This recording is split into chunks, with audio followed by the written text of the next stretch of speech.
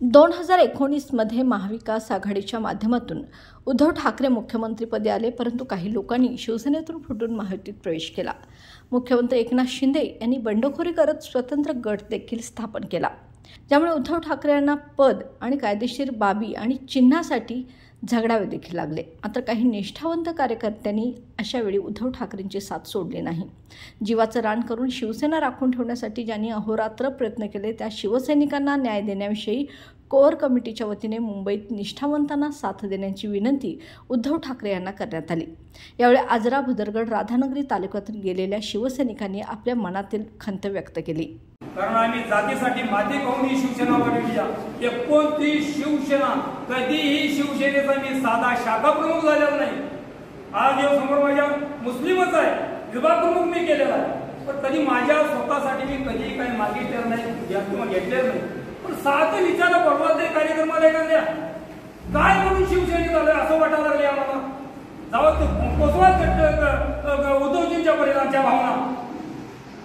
किमान आमच्या पदरात आत्ताचा उमेदवार देत असताना पहिली पसंती ही माझ्या शिक्षकाच्या शिवसैनिकाची असावी। जर समजा मला काही ठरत असेल तर काही ठरवा, पण शिवसेना मोडून खाणारा तरी उमेदवार आमच्या पदरात द्यायचा नाही, एवढं काम करा। उद्धव ठाकरे यांच्यावर संकट असताना निष्ठावंत शिवसैनिकांनी कोणतीही अपेक्षा न ठेवता मशालीखाली आपले कार्य चालू ठेवले। विधान परिषदेचे विरोधी पक्षनेते अंबादास दानवे यांनी दिलेल्या माहितीनुसार ठाकरे गटाच्या विधानसभेसाठी 60 उमेदवारांची यादी तयार झाली असून नवरात्रीच्या काळात यादी घोषित होण्याची शक्यता आहे। असं असताना काही उपऱ्यांना संधी दिली जात असून निष्ठावंतांना मात्र डावललं जात असल्याचा आरोप यावेळी शिवसैनिकांनी व्यक्त केलाय।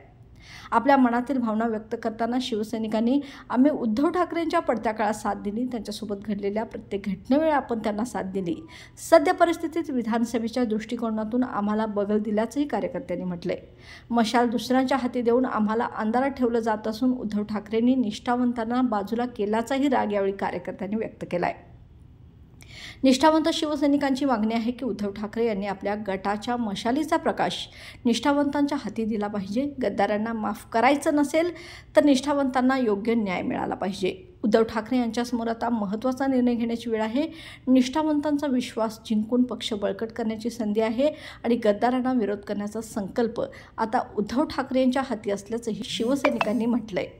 त्यामुळे उद्धव ठाकरे आता काय निर्णय घेतील याच्याकडे शिवसैनिकांचं लक्ष लागून राहिलंय।